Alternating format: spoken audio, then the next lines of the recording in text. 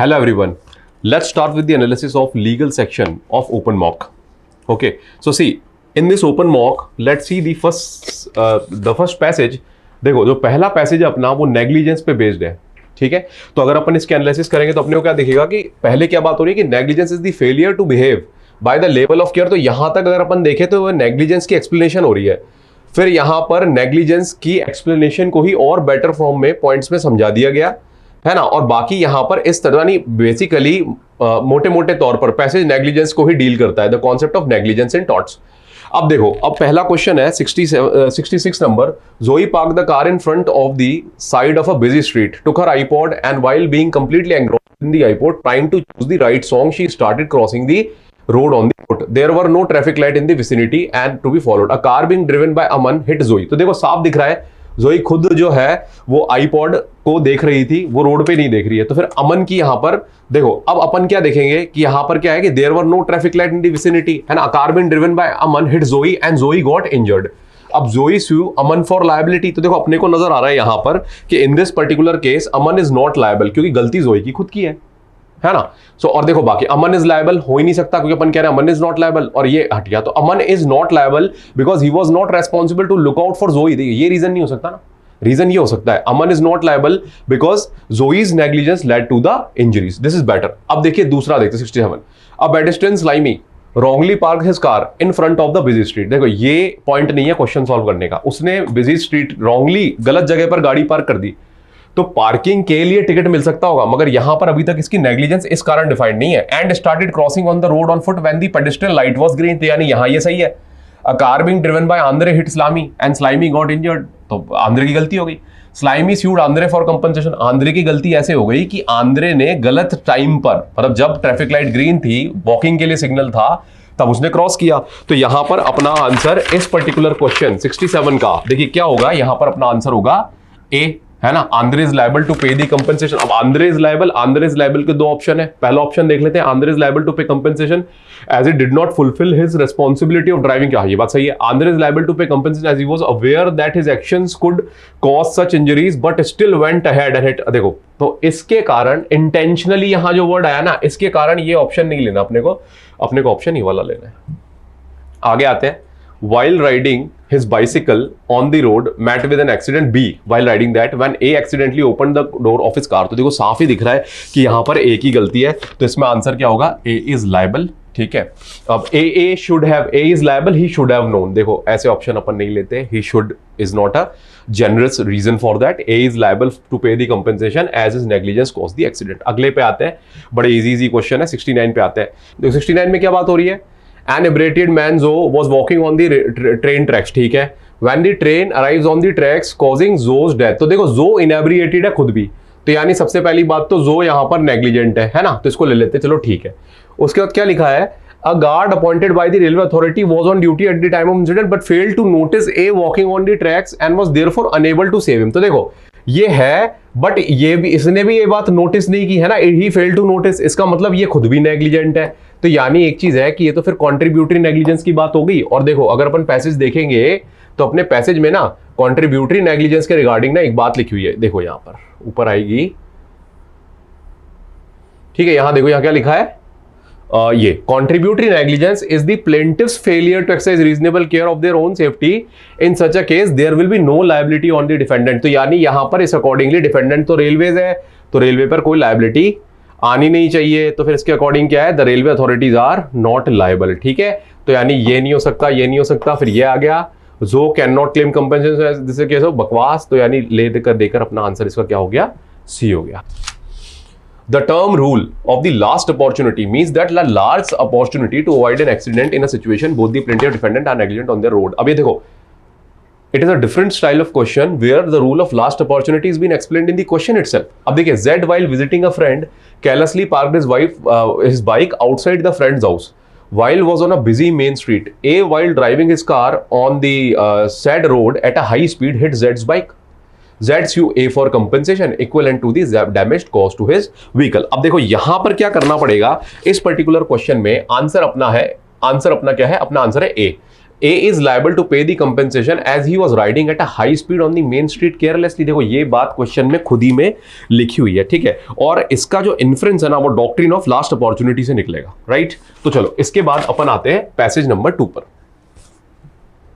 तो देखो यहां पर अगर अपन देखें कि पैसेज नंबर 2 क्या कह रहा है, पैसेज नंबर 2 है इंटॉक्सिकेशन पर बेस्ड, है ना, कि इंटॉक्सिकेशन क्या होता है यहां पर दिखा रखा है, और क्रिमिनल डिफेंडेंट क्रिमिनल लॉ में इंटॉक्सिकेशन की बात कर रहा है।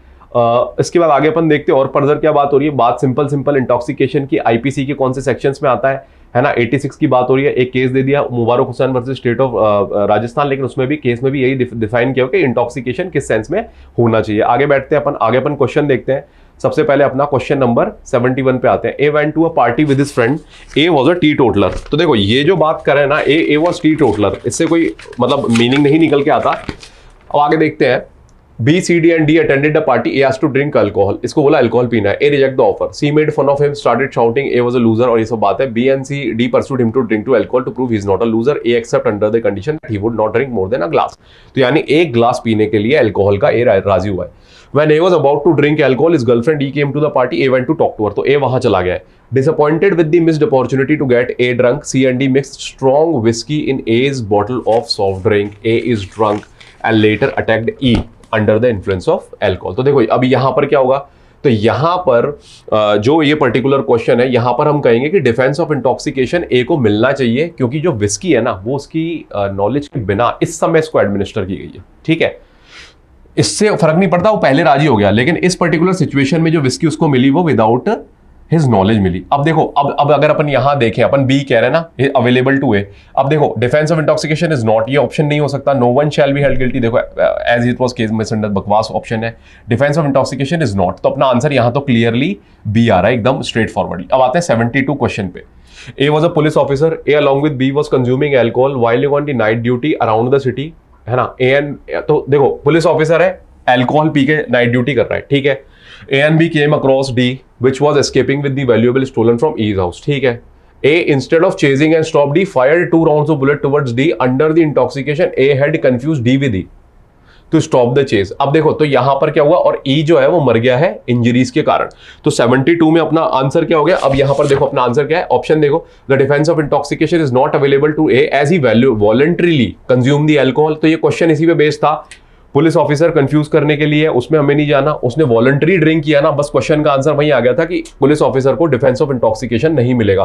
तो देखो पहले लाइन में क्या आ रहा है, उसको लायबल नहीं करेंगे क्योंकि पुलिस ऑफिसर, ये तो गलत बात है, कहीं भी नहीं लिखी बात। The defence of intoxication available to he was unaware of the possibility encounter, देखो ये भी ऑप्शन सही नहीं बैठेगा।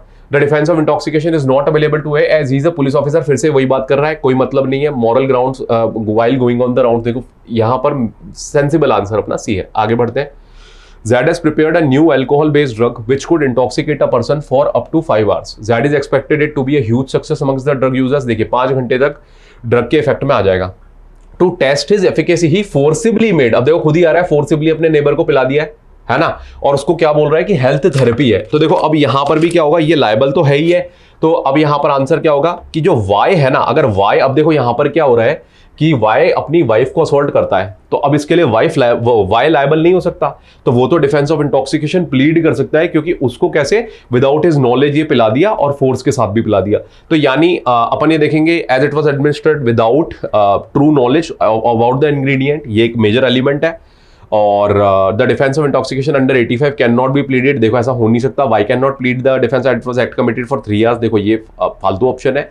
Y shall be held liable, he is a sane adult and have no maturity, ये भी बेकार बात है। तो गिवन ऑप्शंस में क्लियर कट अपने को दिख गया कि यहां पर जो है 73 में बी आंसर बेस्ट है। अब आते हैं अपन 74 में। R was an alcoholic, one night when R came home drunk, his wife served him dinner. अच्छा, आर घर पी करके आया है, ड्रंक आया है, ठीक है। आगे की बात देखते हैं। After finishing the dinner, when he was about to leave, his wife handed him over a list of vegetables which to be brought the next day. In a fit of anger, he took kerosene and poured it over the wife and lighted her. जलाई दिया। After hearing her scream, he tried to extinguish. देखो चाहे जो हो, अभी influence of alcohol में चाहे जो भी है, अब जो इस गिवन फैक्ट्स के अंदर है तो अपन है ना उसको विलफुली वॉलंटरीली ही मानेंगे। तो देखो इसके अंदर अपन क्या कर सकते हैं कि ये जो क्वेश्चन 74 है इसका बेस्ट आंसर अपने अकॉर्डिंग सी होगा, क्योंकि देखो R can claim defence as he was in intoxicated state, ऐसी बात नहीं कर सकते। R can not claim the defence as he knowingly poured alcohol kerosene on his wife. अब देखो इस बात को अपन नहीं जानते, मतलब वी कैन नॉट से सो, ठीक है, तो ये बात नहीं कर सकते। अपन ये कह सकते हैं कि वो विलफुली इंटॉक्सिकेटेड है क्योंकि वो करके आया था ऐसा, उसके बाद वो जो भी कर रहा है, तो ये बेस्ट आंसर है जो अपन कह सकते हैं। R is guilty of murder and should be hanged. देखो मर्डर का पहली बात ना तो पैसेज है और ना ही मर्डर का यहाँ पर कोई बात हो रही है, तो अपन यहाँ पर सिंपल बात करेंगे ऑप्शन नंबर सी की जो बेस्ट आंसर है। आगे आते हैं 75 में। M was a retired army official who came back home in intoxicated state. तो यानी ये भी इंटॉक्सिकेटेड स्टेट में ही आया हुआ है, पी करके ही आया हुआ है। तो यानी यहाँ पर भी अगर वैसे भी देखा जाए ना, देखो तो और आगे भी पढ़ लेते हैं। After attending a late night party with his friend, drinking a lot of alcohol, while entering his home, he saw Robert trying to steal the fridge. ठीक है? He immediately took his baseball and bashed him. The next morning, he shows his daughter lying next near the fridge. He pleaded the defense of intoxication. अब देखो बात simple है, voluntary P करके आया हुआ है तो डिफेंस ऑफ इंटॉक्सिकेशन ये ले नहीं सकता, तो अपना आंसर सिर्फ यही आएगा कि डिफेंस ऑफ इंटॉक्सिकेशन इसलिए नहीं ले सकता क्योंकि ये वॉलंटरी इंटॉक्सिकेट होकर के आया हुआ है। तो अगर इस पैसेज को देखें तो यहाँ वॉलंटरी और इनवॉलंटरी इंटॉक्सिकेशन पे ही ये पैसेज बेस्ड है। अब देखो अब बात करते हैं अपन पैसेज नंबर 3 की। हाँ जी, तो देखिए अब जैसे पैसेज नंबर 3 है तो in the passage number 3 we see that it is a passage based on law of torts. तो लॉ ऑफ टॉर्ट्स पे बेस्ड है, ये भी सिंपल सी नेग्लिजेंस की बात कर रहा है, लेकिन ये नेग्लिजेंस के साथ ना देखो बर्डन ऑफ प्रूफ की बात कर रहा है। ये burden of proof that someone who is the victim of the tort. तो बर्डन ऑफ प्रूफ किसके ऊपर होगा? The burden of proof is on the plaintiff. ये बात कह रहा है कि प्लेंटिफ के ऊपर बर्डन ऑफ होता है proof. Sometimes it becomes really difficult to prove that the plaintiff was at fault and also gather evidence against his own omission. अगर आपको याद हो टॉर्ट की क्लासेस में हमने कौन सा पढ़ा हुआ है? Res ipsa loquitur, which means things speaks for itself, जो चीजें अपने आप ही बताती हैं। तो अब देखो यहां पर इंपॉर्टेंट क्या है कि जो रेस इप्सा लोकेटर की कुछ कंडीशंस एक्स्ट्रा हैं, जैसे इन्फ्लुएंस ऑफ द नेग्लिजेंस, इसके बारे में इन्होंने बात करी हुई है ना। और यहां पर फ्रीडम फ्रॉम कॉन्ट्रीब्यूटरी नेग्लिजेंस की कॉन्ट्रीब्यूटरी नेग्लिजेंस से फ्रीडम होती है, exclusive control by the defendant होता है, और एसेंशियल ये इंटरफेरेंस, एक्सक्लूसिव कंट्रोल, और यहां पर ये फ्रीडम फ्रॉम कॉन्ट्रीब्यूटरी नेग्लिजेंस। तो ये पूरा एक पैसेज है जो कि अब बहुत सिंपल सा दिख रहा है। अब देखो 76 की बात करते हैं, question number 76। A B and C were employed for building a broken wall while uploading bricks from the vehicle. अच्छा, to save efforts A started doing that. तो things speaks for itself. A ने start किया, अब जो भी passage में से आगे A लायबल होगा। कैसे होगा? देखो A pass bricks to B and C by throwing on them. अब B को फेंकी, B को फिर C को देनी पड़ेगी इस प्रोसेस में। One of the bricks slipped from A's hands and hits a passerby's head, injuring him. अब क्या होगा? तो रेस इप्सा लोकेटर अप्लाई होगा, डेफिनेटली होगा, और लायबल कौन होगा? लायबल तो A ही होगा। सिंपल सा क्वेश्चन है, आगे बढ़ते हैं। Ananya, 40-year-old woman, got herself operated at Maxi Hospital for a removal of her uterus owing to some infection. The surgery was successful. After few days, she started experiencing severe pain. Consequently, an abdominal pain was discovered in her abdomen, and the same was removed by the second operation. तो देखो क्या है, यहाँ पर देखा infection था, uterus remove हुआ, surgery successful है, after few days severe pain है, एब्डोमिनल पैक अंदर से निकल के आ रहा है। तो एब्डोमिनल पैक अंदर कैसे पहुंच गया? तो ऑफ कोर्स गलती से ही पहुंचा होगा। तो यहां पर अपन देखते हैं कि कौन रिस्पॉन्सिबल होगा। देखो वाइकेरियस लायबिलिटी कहीं पर मेंशन है ही नहीं, तो अपन को लायबिलिटी डॉक्टर पे डालनी है यहां पर, क्योंकि ये बात रेस इप्सा लोकेटर क्या है, थिंग्स स्पीक्स फॉर इटसेल्फ, और गलती डॉक्टर की है। तो यहां पर अपने आप अपन आंसर लगाएंगे, yes the doctor is liable. अपन यहां हॉस्पिटल को ओनली लायबल नहीं ठहरा सकते क्योंकि वाइकेरियस लायबिलिटी का ये है नहीं, और the hospital as well as doctor नहीं कह सकते क्योंकि वाइकेरियस लायबिलिटी का अगेन पैसेज नहीं है, नो लायबिलिटी बोल ही नहीं सकते। बात खत्म हो गई, सी आंसर है इसका। आगे आते हैं 78 पे। P rode a boat from one part of the river to another. One day, Q asked P to take him and his groceries to the other side of the river. The boat has a small hole, ठीक है, which needed to repair. It was risky to take the boat. P concealed the glitch in the boat and accepted to take Q. The boat sank midway. तो अब ये क्या है? Things speak for itself है, बिल्कुल है। तो अब यहां पर अपन बात करते हैं 78 की। तो आंसर क्या होगा? यहां पर Q जो है वो कंपेंसेशन क्लेम कर सकता है क्योंकि ये जो है P का ही एक्ट है जिसके कारण ऐसा हुआ है ना। अब देखो no Q can not claim हो ही नहीं सकता। द एसेंशियल्स ऑफ आज नॉट फुलफिल, ऐसा कैसे हो सकता है? थिंग्स स्पीक फॉर इटसेल्फ, नाव में छेद है तभी तो नाव डूब गई। आगे आते हैं। Archit was driving on the wrong side of the road. Arun was driving in an inebriated state. Both met with an accident. तो अर्चित भी गलत साइड चल रहा है, अरुण इनेब्रिएटेड है। Arun the plaintiff claims res ipsa loquitur that as Archit was driving on the wrong side of the road, कि भाई गलती अर्चित की है क्योंकि अर्चित गलत साइड से आ रहा है। तो अभी देखो एक चीज देखो कि यहाँ पर क्या है, यहाँ पर दोनों ही फॉल्ट पर है, ठीक है। और जो एसेंशियल्स होते हैं ना, वो देखो क्या होता है, जब तुम पैसेज पढ़ोगे तो पता चलेगा कि उसमें एक लाइन लिखी हुई है कि exclusive control by the defendant and freedom from contributory negligence. ये दोनों चीज होनी चाहिए। अब ना तो एक्सक्लूसिवली कंट्रोल है, तो यानी या तो कॉन्ट्रीब्यूट हो गया, तो इसीलिए यहां पर रेस इप्सा का कॉन्सेप्ट एप्लीकेबल नहीं है। तो अपन को फिर आंसर क्या देना पड़ेगा, देखो इज एप्लीकेबल हो नहीं सकता, ये आंसर है इज नॉट एप्लीकेबल, ठीक है। रेस इप्सा एप्लीकेबल नहीं, बोथ अर्जेंट और लायबल नहीं हो सकता, क्योंकि मैंने जो बात कही ना पैसेज में, दोनों लाइन ढूंढ ली, आपको पता चल जाएगा बात।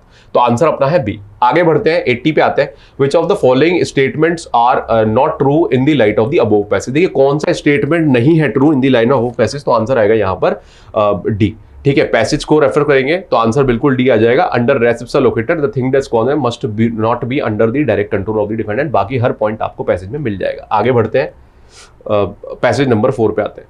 पैसेज नंबर 4 देखो डिफेमेशन पे बात कर रहा है और क्रिमिनल लॉ के अकॉर्डिंग कर रहा है, तो यानी क्रिमिनल डिफेमेशन पे पैसेज बात कर रहा है। तो बेसिकली क्रिमिनल डिफेमेशन की बात यहां पर हो रही है, ठीक है। और ये डिफेमेशन के लिबेल फॉर्म को भी समझा रहा है और ये डिफेमेशन के फिर उसको भी समझा रहा है जो स्लेंडर होता है। तो यहां पर ये सारी बातें हो रही है, ठीक है। सिविल ऑफेंस है, क्रिमिनल भी होता है, तो यानी बेसिकली थोड़ा बहुत सिविल की बात भी कर रहा है, लेकिन बेसिक 499 सेक्शन बोल के आईपीसी के सेंस में ही डिफेमेशन की बात हो रही है। तो अब देख लो, तो अब पैसेज नंबर 4 में अपन देखते हैं सबसे पहले क्वेश्चन नंबर 81। अब क्वेश्चन नंबर 81 क्या बोल रहा है उसको देखते हैं। 2 employees in an office wanted to poke fun at their colleague and began to reveal private messages he has send to other female colleagues in the office. अब देखो ये तो गलती है भाई, जो प्राइवेट मैसेज भेज रहा है ये लोग उसको पब्लिश कर रहे हैं पब्लिक में, है ना। अब क्यों कर रहे हैं पब्लिश, अब इसमें कोई पब्लिक गुड तो है नहीं जिसके लिए कर रहे हैं, तो फिर इसके लिए तो फिर ये लोग लायबल ही होंगे, है ना।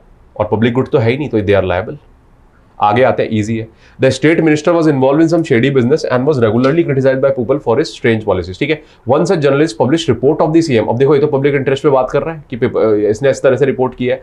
The this report cited by many including the opposition. इससे क्या फर्क पड़ रहा है कि अपोजिशन ने उसका मिसयूज किया या उसका यूज किया और मंत्री के खिलाफ बात हो रही है, लेकिन पॉइंट ये है, ठीक है, कि वो डिफेमेशन का केस जर्नलिस्ट के अगेंस्ट नहीं कर सकता जो लिखा है बिला case of defamation succeed against journalist. तो आंसर होगा नहीं, क्योंकि जर्नलिस्ट ने वो चीज पब्लिक इंटरेस्ट में की है। तो इसका आंसर फिर क्या आने वाला है, यहां पर आने वाला है ये रहा कि पब्लिक इंटरेस्ट में उसने जो बोला सच था और पब्लिक इंटरेस्ट में था। तो आंसर क्या बना अपना ये ए, है ना।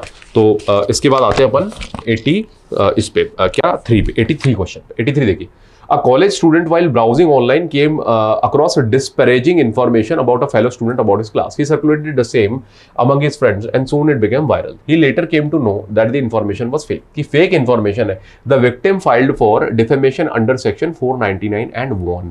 Was the court right? अब वो बोल रहे हैं कि उसने केस फाइल किया और ना वो जीत गया जो विक्टिम था। अब देखो क्या पूछ रहा है आपसे, क्या सही है क्या ये, तो आपको ये तो पता ही है कि हाँ भाई ये सही है, बिल्कुल सही है, यस, है ना। अब ये जो है ना, देखो अपन ये बाद में बोलेंगे कि उसने रेपुटेशन, देखो मैं कुछ भी अगर कोई इंफॉर्मेशन मिलती है वो रेपुटेशन हार्म करने के इरादे से पब्लिक से शेयर कर लेता हूं, लेकिन ये वो कारण नहीं है। सपोज वो इंफॉर्मेशन सच हो तो मैं लायबल नहीं हो सकता ना। तो बेस्ट अपन ये तो बोल नहीं सकते कि नहीं क्योंकि उसने हार्म करने के लिए दे दी, तो इसका मतलब ये तो फिर ट्रुथ को भी लायबल ठहरा देगा इस स्टेटमेंट के according.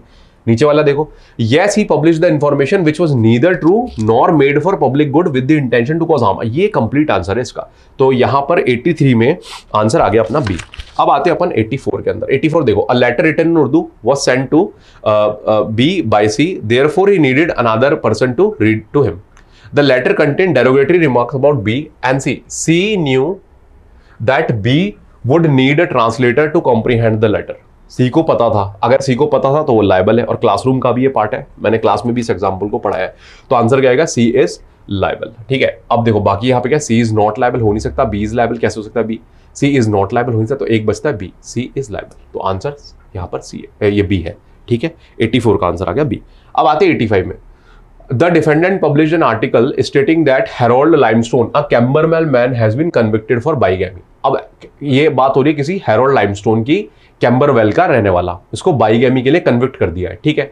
The story was true for Harold limestone, a Camberwell man, a barman. तो कैम्बरवेल का ही है, लेकिन क्या है, ये बारमैन है, बार में काम करने वाला आदमी है।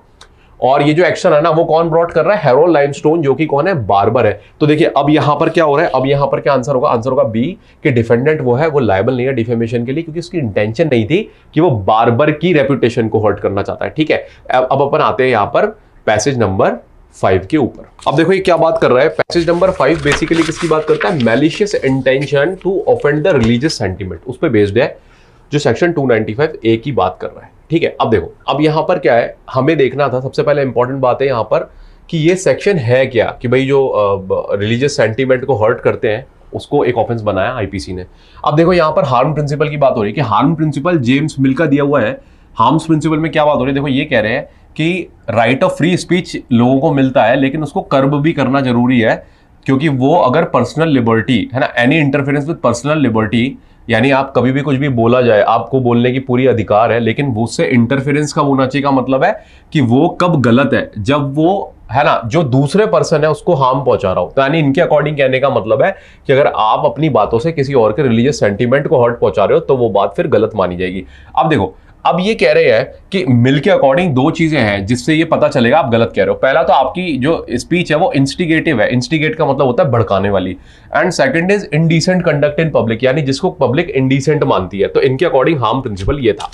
अब देखो अब ये बात कर रहे हैं रिलीजियस फीलिंग को ही एक्चुअली प्रोटेक्ट करने के लिए 295A आया था। अब देखो रामजी लाल वर्सेस मोदी, ये जो केस इसमें दिया हुआ है, इसमें बात कर रहे हैं कि कोर्ट ने क्या बोला, कोर्ट ने बोला कि 295A में सिर्फ पनिश सब करेंगे जब एग्रेवेटेड फॉर्म ऑफ इंसल्ट हो किसी रिलीजन को, और जब वो मैलिशियस इंटेंशन के साथ किया जा रहा हो। तो ये एक इंपॉर्टेंट पॉइंट है जिसको अपन को नोट करना है कि हाँ ये काम की चीज है। द पर्पज ऑफ प्रोटेक्टिव, इसका से छोड़ो, अब अपन बात करते हैं श्रेया सिंघल की। अभी पर्पज तो इसका बता रहा है पब्लिक ऑर्डर को मेंटेन करने के लिए। अब Shreya Singhal versus Union of India में बोला गया incitement to violence can be restricted under reasonable restriction of public order. अब ये भी इतना खास काम का नहीं है। ओवर ब्रॉड लॉ, ये पूरी बात यहां पर चल रही है ना, इसी के बारे में बात कर रहे हैं। आउटरेज, डिस्कस, ऑफेंड, मतलब ये पैसेज इसी पर बेस्ड है। ठीक है, तो यहां पर कई सारी ऐसी बातें हैं, तो ये इसी पर बेस्ड चलता हुआ सा पैसेज है। ठीक है, अब आते हैं, देखो यहां पर आर्टिकल 19 की भी यहां पर एक बार को इन्होंने बात करी है इसके रिगार्डिंग इस सेक्शन की कॉन्स्टिट्यूशनल वैलिडिटी के ऊपर। तो अब अपन बात करते हैं 81 की। अब देखो 81 क्या बात कर रहा है, an FIR was filed against the owner of a well known OTT platform. OTT आप जानते हो ऑनलाइन एप्स वगैरह है। The web series outraged on the OTT platform had a kissing scene between two leads at the secret location. तो यानी किसी secret location पे two leads were kissing each other which led to filing of an FIR। The FIR changed the course when it become a contentious social discussion, अच्छा ये viral हो गई, in which people express their hatred by stating it to be an instance of hurt of religious sentiment, है ना। तो देखो अब ये जो क्वेश्चन है ना, क्वेश्चन नंबर यहां पर आ रहा है, हाँ या ये जो क्वेश्चन है ना, अब देखो एक मिनट, ये क्वेश्चन नंबर 86। तो देखो यहां पर सिंपल सी बात चल रही है कि अपन ऑप्शन देखते हैं। तो सबसे पहले एक चीज तो सही है कि अब एक बात बताइए कि जैसे ऐसा हो रहा है, अब लोग ये वायरल कर रहे हैं, लोग ये कह रहे हैं कि रिलीजियस सेंटीमेंट को हर्ट कर रहा है, लेकिन देखो ऊपर एक बात हुई थी, ऊपर जो अपन ने पढ़ा था ना, ऊपर एक मोदी केस था। देखो मोदी केस के अंदर ये बात हुई थी कि जो पर्टिकुलर पैसेज है ना, देखो जब मैलिशियस इंटेंशन होती है तभी वहां पर हम मानेंगे। तो अब यहां पर देखो हमें ये पता नहीं है कि ये इन्होंने मैलिशियस इंटेंशन के साथ किया है या किस इंटेंशन के साथ किया है। मतलब ये तो जरूरी नहीं है ना कि उनकी हर्ट करने की फीलिंग थी रिलीजियस सेंटीमेंट की, और ऊपर आप जब पढ़ोगे तो आपको पता चलेगा कि जब हर्ट करने का इंटेंशन होता है रिलीजियस सेंटीमेंट का तो ही लायबिलिटी आती है। तो अपन देखते क्या, देखो यहाँ देखो the liability of the OTT platform arises as the malicious intent is out. ये अपन क्लियरली नहीं बोल सकते ऑप्शन डी, इसलिए इसको अपन नहीं ले रहे, अपने को नहीं पता। The liability of OTT platform arises by assuming malicious intent, assume अपन कर नहीं कर सकते। The liability of OTT platform in the particular instant do not arise, ये भी अपन नहीं बोल सकते, हमें नहीं पता। तो अब देखो अब यहां ये कह सकते हैं क्या, the liability of OTT platform only arises if the scene has been intently shot with the a malicious intention to outrage the religious feelings. तो यानी यहां मैं क्लियरली मना तो नहीं कर सकता, पर हां मैं ये ऑप्शन यहां पर बिल्कुल अपना आंसर ले सकता हूं according to what has been discussed in the passage, उस अकॉर्डिंगली। अब आगे देखते हैं अपन अगला। Continuing with the similar facts as mentioned above, the owners claim in their defense that now since homosexuality is no more a crime, है ना, audience should not criticize such scenes. They did not want to intentionally hurt anyone's religious feelings or those of any particular group. Will the answer change? कि भाई अब वो ऐसा अपना reason दे रहे हैं कि आपका आंसर बदलेगा। तो अपना आंसर तो देखो अपना पहले ही था, अपन तो पहले ही कह रहे हैं कि नहीं, तो अब अपन क्या कहेंगे यहाँ पे, no as the conviction under 295A incorporates exception of malicious intent under the harm principle. अब ये जो पर्टिकुलर लाइन है, देखो इसे कहने का मतलब क्या है, कि ये जो कह रहे हैं उसका मतलब क्या। अब देखो अपन तो एक ही चीज कह रहे थे, मैलिशियस इंटेंशन होगी तो कल्पेबिलिटी बनेगी, आदमी लायबल होगा, और मैलिशियस इंटेंशन नहीं होगी तो आदमी लायबल नहीं होगा। तो यानी मैलिशियस इंटेंशन जो है वही एक इंपॉर्टेंट एलिमेंट है ना। और तो 295 का एक्सेप्शन ही मैलिशियस इंटेंशन है कि 295 नहीं लगेगा अगर मैलिशियस लगेगा, अगर मैलिशियस इंटेंशन हो, और नहीं लगेगा अगर मैलिशियस इंटेंशन नहीं हो। तो अपन यही बोल रहे हैं कि मैलिशियस इंटेंशन ही हार्म प्रिंसिपल में एक स्पेशल फैक्टर है, तो इसीलिए अपन नो कह रहे हैं आंसर अपना। अब no conviction incorporates no exception under harm principle, तो फालतू बात है। हार्म प्रिंसिपल का एक्चुअल एक्सेप्शन ही अगर कोई है तो वो है मैलिशियस इंटेंशन, तो आंसर आएगा अपना बी। आगे बढ़ते हैं अपन। अब अपन आते हैं क्वेश्चन नंबर 88 पर। A Man Who Wrote the Constitution is the title book by Raj Mahal. He made specific personal comments about the life events of the person X, the book subject in the book. In doing so, he included the statement, "The founder of religion Y is a fraud." अब देखो ये जो बात है, यहाँ पर ये जो बात है, ये बात कर रहा है, ये गलत है। अब यहाँ पर क्या है, देखो ये जो आगे की बातें कर रहा है, क्या कह रहा है उसके आगे ये कि जो यहाँ पर ये कि फ्रॉड है और ये रिलीजियस का ये करता है। तो देखो अब यहाँ पर क्या है, यहां भी वही बात होगी कि यहां अपन क्या बात करने वाले हैं। यहां पर जो इसकी बातें हैं वो तो ऐसे ही लग रही है ना कि वो प्रेज्यूम, मतलब अपने को दिख रहा है कि वो उसकी इंटेंशन है कि रिलीजियस फीलिंग को आउटरीच करेगा, क्योंकि ऐसी बातें कौन लिख रहा है रिलीजन के लिए अपनी किताब में कि फ्रॉड है, डिसीव करता है लोगों को, कन्वर्ट कराना चाहता है। किताब में ऐसी स्ट्रेट फॉरवर्ड बातें लिखी है। तो देखो अब अपन तो ऑप्शन के अकॉर्डिंग डिसाइड करके, the author's remark were strictly personal and specific to followers और religion Y, thus it should be banned. अब ये वाली बात है, अभी आपसे कह रहे हैं आप डिसाइड करो उसमें बेस्ट क्या होता है, तो चलो एक बार को ठीक है। बी क्या कह रहा है, the author's remark were strictly his own thoughts and did not intend to outrage. देखो अकॉर्डिंगली जब पैसेज पढ़ेंगे तो अपने को समझ में आ जाएगा ऐसा तो नहीं है। The author's book will be banned as even a speech containing true statement could only be banned if outrage religious feeling by assuming malicious intention. तो देखो अब यहां पर गिवन चॉइसेस में से जो है हमारा बेस्ट आंसर होगा option number C, the author's remark will be presumed to be intentional to outrage the religious feeling, क्योंकि ये पढ़ने के बाद हम डेफिनेटली इसको बोल सकते हैं। ठीक है, अपन ये could be banned if it outrage the religious feelings, ये तब तक अपन इसको नहीं बोल सकते थे क्योंकि अपने पास स्ट्रेट फॉरवर्डली सी आंसर है, इसलिए हमने सी दिया। तो बेस्ट आंसर अपना है यहाँ पर सी। आगे बढ़ते हैं 89 पे। Stand up comedian Munawar along with his 4 other persons were booked under IPC। ठीक है, allegedly passing indecent remarks about, अच्छा बुकिंग तो देखो बुक तो इसको इसलिए किया कि इसने ऐसा, इस पे इल्जाम है कि इसने इंडिसेंट रिमार्क बोले रिलीजन के डाइटीज पे, भगवानों के ऊपर। ठीक है, अब देखो according to police the arrest was made on the basis of oral evidence by MLA's son who overheard Munawwar rehearsing jokes that he was going to say in his act is the arrest warrant। अब देखो ये जो बात है वो क्या है कि उसने सुना कि वो ऐसे ऐसे जोक्स जो है वो बोलेगा, यानी ये बात तो क्लियर है ही नहीं कि उसने बोला कि नहीं बोला। तो इस पर्टिकुलर केस में अपन तो ये कहेंगे भाई देखो मुनव्वर का जो अरेस्ट है वो इनवैलिड है इस अकॉर्डिंगली। ठीक है, क्योंकि यह बात सही है, प्रैक्टिस ही कर रहा है सिर्फ, इसीलिए। आगे बढ़ते हैं। Petition was a leader of a religious party. According to Weltaman, Mandikalu recently experienced a fire catastrophe. The petitioner claimed that the temple served as a graveyard of mentally disabled girl. अब ये वो वाली बात है कि mentally disabled girl का graveyard है, इसलिए ऐसा हुआ। The petitioner became the target of FIR registered after the statement being found on extremely offensive.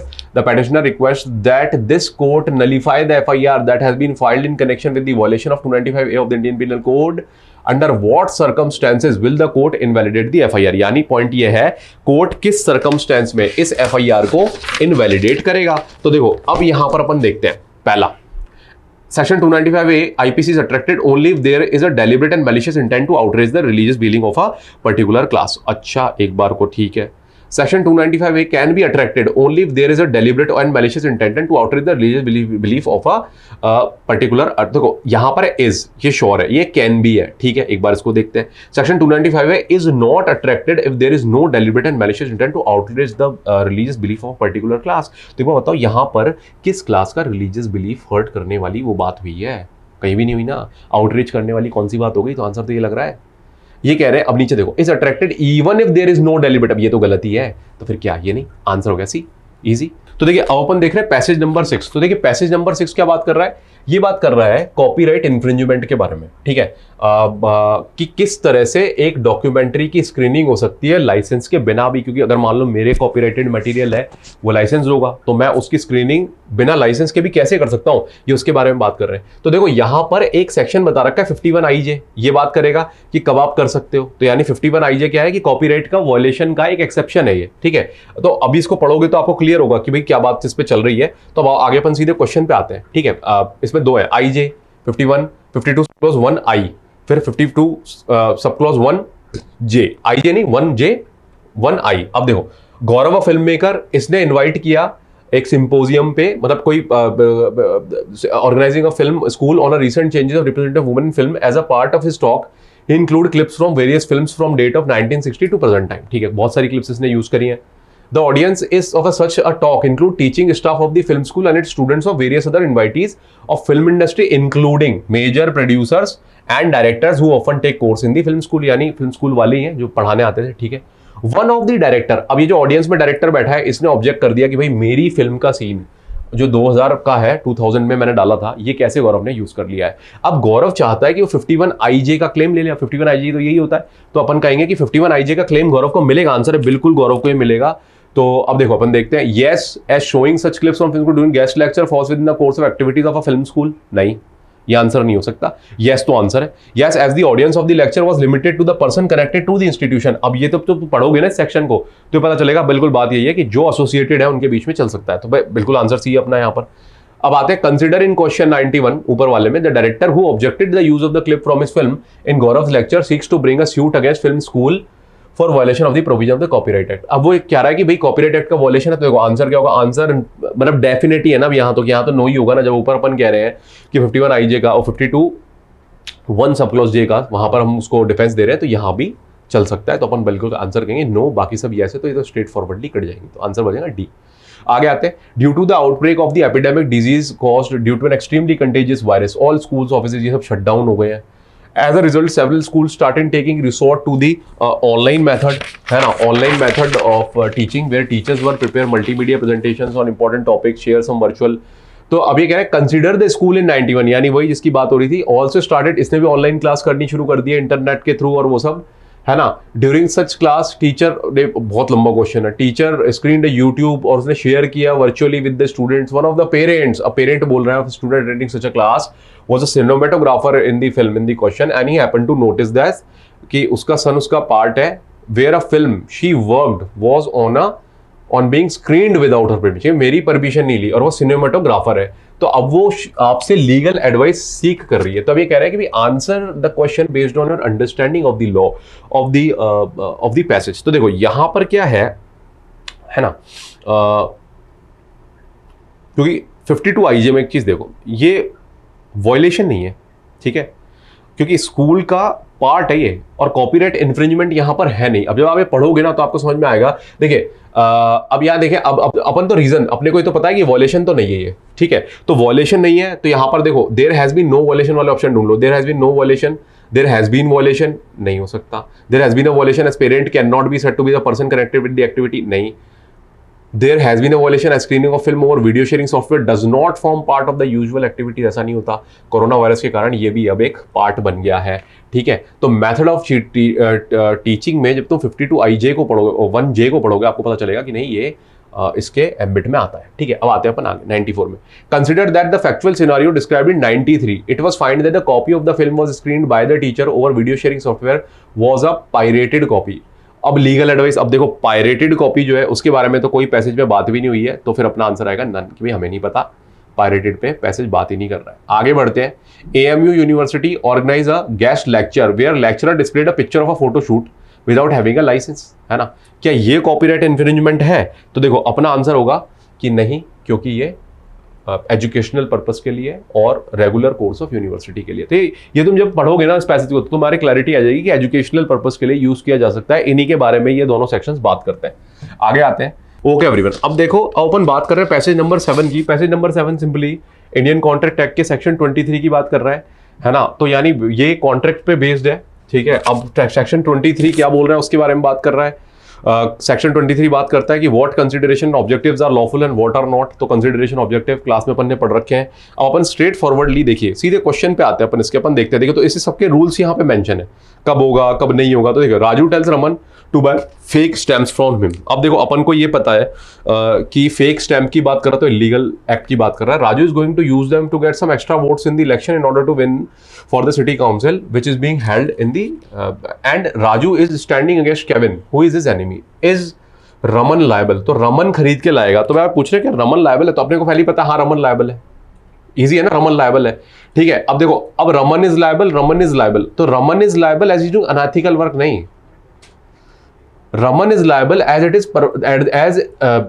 Is a performance of which is not possible without disobedience of the law is the legal answer। Unethics ethics की बात नहीं करते, illegality legality करते हैं, therefore C is the answer। आगे बढ़ते हैं 97, which of the following is the meaning of the maxim conventio vincent legum। तो देखिए, अगर आप ये कन्वेंशियो विंसेंट लीगम को देखेंगे ना, तो आपको पता चलेगा कि ये पैसेज में बात मेंशन है, contract and agreement to overcome the law is the meaning of that. तो आगे बढ़ते हैं, अपन 98 पे आते हैं। Sahil is the agent of a real estate proprietor Khetan. Khetan leaves management of his property to Sahil. तो खेतन ने साहिल के ऊपर छोड़ रखा है, ठीक है। Who shows it is a perspective purchaser his only role. तो उसका काम सिर्फ खरीदने का है। One day Sahil shows certain property to on the outskirt, मतलब सिर्फ दिखाने का है। जो परचेजर आता है ना, पर्सपेक्टिव ग्राहक, उसको दिखाता है सिर्फ। तो इसका मतलब ठीक है, साहिल शो सर्टेन प्रॉपर्टी आउटस्कर्ट गुल, जो गुल खरीदने को तैयार है। Without communicating it to Khetal, Sahil agrees to obtain the lease of that property on the payment on account of Gul। Is the agreement between Sahil and Gul is valid? No, the agreement is not valid। Why? क्योंकि यहाँ पर साफ लिखा हुआ है कि जो property है उसमें इसका काम जो साहिल का है वो खाली दिखाना था, मेन काम तो खेतन का है, मालिक तो खेतन ही था। तो अपना आंसर इसमें क्या होगा? नो आएगा। तो बाकी सब यस है, option B no is the answer. आगे लेते हैं। कुशल promises to supervise on behalf of Janaki a legal manufacture of indigo and illegal traffic in other। तो फिर से गलत है ये, तो है ना, इलीगैलिटी यहाँ पर आ गई है। तो देखो यहाँ पूछ रहा है is this agreement between Kushal and Janaki valid. तो आंसर है नहीं, ये एग्रीमेंट वैलिड नहीं होगा। तो ऑप्शन क्या है? दो है। Salary paid by Janaki is not sufficient, बेकार। तो as the objective of the agreement rules commission of an illegal act and disobedience by the law. अब आते हैं अपन क्वेश्चन नंबर 100 के ऊपर। Anish promises to pay Bishnoi 1000 rupees at the end of 6 months। If Chintu, who owes the sum to Bishnoi, fails to pay it, Bishnoi promises to grant time to Chintu accordingly। Is the contract between Anish and Bishnoi is valid? तो देखो, अपने को पता है कि contract तो valid है, क्योंकि जो बात हो रही है वो जो है वो लॉफुल है। अपने को उस सेंस में इसको लेना था। जैसे अपने को ये भी पता है कि ये कंटिंजेंट भी है ना, अपने को ये भी पता है कि कंटिंजेंसी भी इसके अंदर है, और दूसरी इसके अंदर क्या है, एक वो भी है फेल्स टू पे यानी गारंटी भी है। तो कॉन्ट्रैक्ट ऑफ गारंटी भी है, लेकिन उस सब पे पैसेज बेस्ड ही नहीं है ना। अपने को तो खाली ये चीज चेक करनी है कि जो कॉन्ट्रैक्ट है उसमें ऑब्जेक्टिव लॉफुल है या वो सब लॉफुल है। तो उसके अकॉर्डिंग सबसे बेस्ट ऑप्शन अपना यहाँ पर सी है। तो ये इजी पैसेज था। आगे बढ़ते हैं। अब देखो, अब यहाँ पर बात हो रही है पॉक्सो के ऊपर। तो ये पॉक्सो क्लास में पढ़ाया हुआ लॉ है। तो पॉक्सो के ऊपर aggravated sexual assault, section 9, section ये, ठीक है। और अगर अपन आगे देखेंगे तो सेक्शन 7 ऑफ पॉक्सो एक्ट की बात हो रही है, जो फिजिकल कॉन्टैक्ट की है। तो इस पैसेज को पूरा पढ़ेंगे तो आपको क्लैरिटी आ जाएगी कि पैसेज में बोलना क्या चाह रहा है। तो थोड़ा सा एजुस्डम जेनरिस के ऊपर भी बात हो रही है। अब देखें, अब अपन ऑप्शन देखते हैं। सबसे पहला क्वेश्चन देखते हैं अदिति का। तो देखिए क्या कह रहा है पहला क्वेश्चन जो अपना है, ठीक है। ये पैसेज थोड़ा लंबा है। पहला देखिए, Aditi is a minor girl is inappropriately touch by Shubham a major in her private parts. तो इनएप्रोप्रिएटली टच तो कर लिया गया है। Shubham further was trying to unzip her pants while he was caught red handed in the heinous act in the light of the aforementioned judgment. पीछे पढ़िएगा। Would the guardians of Aditi be successful in pleading a case under section 7। तो देखो इसका answer है बिल्कुल सही। POCSO के section 7 में तो वो केस फाइल कर ही सकते हैं, उसमें तो लायबल होगा ही होगा, क्योंकि स्पेसिफिकली सेक्शन 7 से सवाल है। तो जब आप सेक्शन 7 पढ़ोगे ना तो आपको ये बात समझ में आ जाएगी कि बिल्कुल सही है, वो रिक्वायरमेंट ऑफ सेक्शन 7 को फुलफिल करते हैं। आगे बढ़ते हैं। In the above mention case suppose Shubham accidentally touch Aditi. अब देखो सेक्शन 7 में इंटेंशन रिक्वायर्ड है। अब यहां पर बात हो रही है कि उसने तो एक्सीडेंटली टच कर लिया, तो क्या फिर वो with respect to section 7 liable होगा? तो अपन कहेंगे नहीं, नो, क्योंकि गिल्टी माइंड बहुत जरूरी है। अब देखो गिल्टी माइंड को फर्दर यहां समझा भी दिया तो कोई इशू नहीं है। आंसर आएगा नहीं, गिल्टी माइंड बहुत जरूरी है, वो मिसिंग था। वो खुद ही कह रहा है कि वो वहां नहीं था। अब consider the following case, Piyush with the intention of sexually assaulted आकृति plans to block her way and discusses the same with his friends. However, on the day he has been selected for committee of the crime, criminal committee में select हो गया वो, तो due to the presence of police is unable to commit, तो फिर उनको कर ही नहीं पाया तो फिर लायबिलिटी कैसे आ सकती है? ठीक है, तो 103 में आंसर क्या होगा? It is not maintainable. ठीक है, as it is no skin to skin यहां पर कॉन्टेक्ट हुआ है। देखो later Akriti minor lets the news of his plan and thereby files a case against section 7। तो अब ये क्यों आ रहा है? देखो इट इज मेंटेनेबल हो नहीं सकता, इट इज मेंटेनेबल हो नहीं सकता, नन हो नहीं सकता। तो अपन क्या कह रहे हैं? अपन कह रहे हैं it is not maintainable as there is no skin to skin contact. अब गिवन चॉइसेस में से सबसे बेस्ट अपना ऑप्शन यही है 103 में। ठीक है, आगे बढ़ते हैं। तो एक्चुअल, क्योंकि पता है इसके अंदर अपन ये भी कह रहे हैं कि एक्चुअल कॉन्टेक्ट ही रिक्वायर्ड होता है, एक्चुअल कॉन्टेक्ट है ना, इंटेंशन नहीं होती है। तो उसी को कहने का दूसरा तरीका ये है कि भाई ऐसा है तो इट इज नॉट मेंटेनेबल। तो ये बात वहां पर वैसे भी ठीक बेटर, ऑप्शन नंबर सी। आगे बढ़ते हैं 104 में। प्रबल was a 6-year-old girl. Her uncle used to come and visit her every summer break. When they used to go out and play in the park, he used to touch her in the private parts.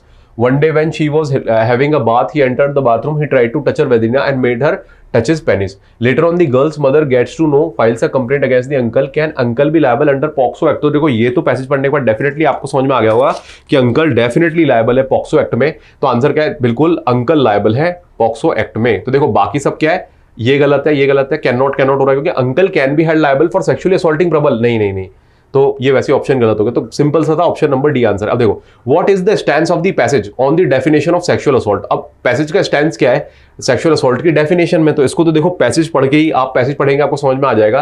तो देखो the passage is a description and does not take any stance. तो देखो ऐसा तो नहीं है। अब देखो इसका आंसर है ये कि पैसेज टेक्स अ कंडोनेशन की बात कर रहा है over technical interpretation of the definition. आप पढ़ोगे तो आपके पास समझ में आ जाएगी कि क्योंकि इस पैसेज में एक आपको एक पैराग्राफ मिलेगा, इसमें लिखा है however while considering the appeal the high court resorted the same legal logic has been cited earlier in POCSO judgement and which examines a loophole in section 7 of POCSO act regarding physical contact. तो court कह रहा है कि ये तो loop hole है ना, tells that the author seems to have a little tilt towards. अब देखो क्योंकि ये लूप होल की बात कोट कर रहा है तो फिर जब लूप होल निकल गया है तो फिर तो कंडोनिंग ही है। तो ऑथर बोलेगा कि भाई देखो पहले डेफिनेशन में लूप होल निकल के आ गया जो कोर्ट पॉइंटेड आउट कर रहा है। तो इसीलिए ये कंडोनिंग स्टैंस ले रहा है court. Can not be determined तो गलत है क्योंकि डिटरमाइंड तो हमने कर ही लिया। अफर्मेटिव स्टैंस नहीं है, कंडोनिंग ही है। तो फिर आंसर अपना आ गया सी। ठीक है, चलिए। So with this the legal sections the discussion of legal section answer key open mock is over. Thank you so much.